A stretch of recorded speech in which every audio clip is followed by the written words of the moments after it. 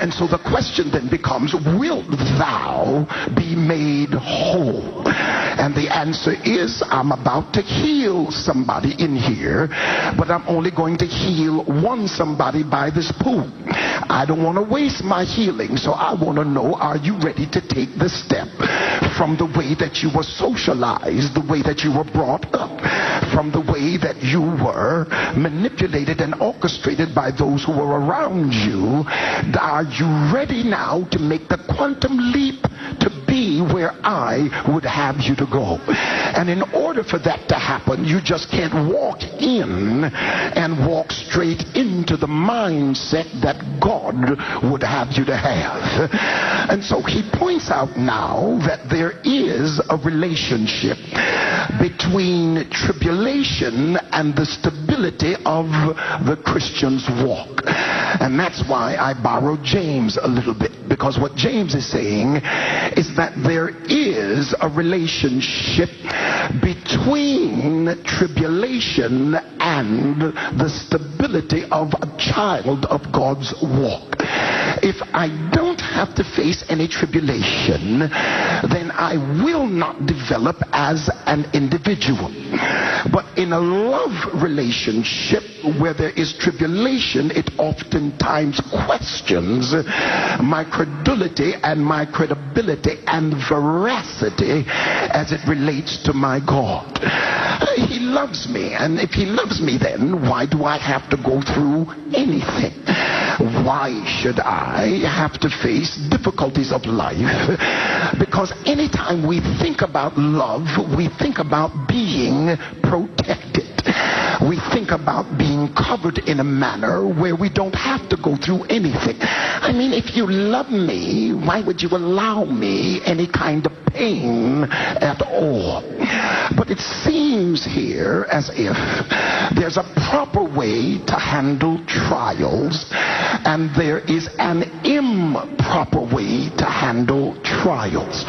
And I speak this everywhere because it's important for us to understand, particularly with the economic situation in our country, that we have to handle trials properly. The proper way to handle trials, as James put it to us in verses 2 through 4, is count it all joy when you enter into divers temptations. Now he's dealing with temptations and he calls it divers, and what that simply means from the Greek is it's variegated, it's round trials, it's square trials, it's rectangular trials, it's polka dot trials, it's paisley trials, and it's not something that you thought through. You're not always the initiator of what you have to go through. Sometimes you got to go through stuff just because you were in somebody else's space and you had to deal with the collateral damage of the way they operated, and next thing you know, you are in a storm over who you are with. Sometimes people put you through hell just because they want to. Sometimes you have been put through trials just because of the home you were born in. You didn't determine who your parents were, and before you know it, you're being developed socially in a psychologically debilitated arena that affects your life later because you just came up in the wrong home and you had nothing to do with it. He said the proper way to handle that is to count it all joy. And the reason you count it all joy is because your maturity level has taken you out of the situation into the results of the situation.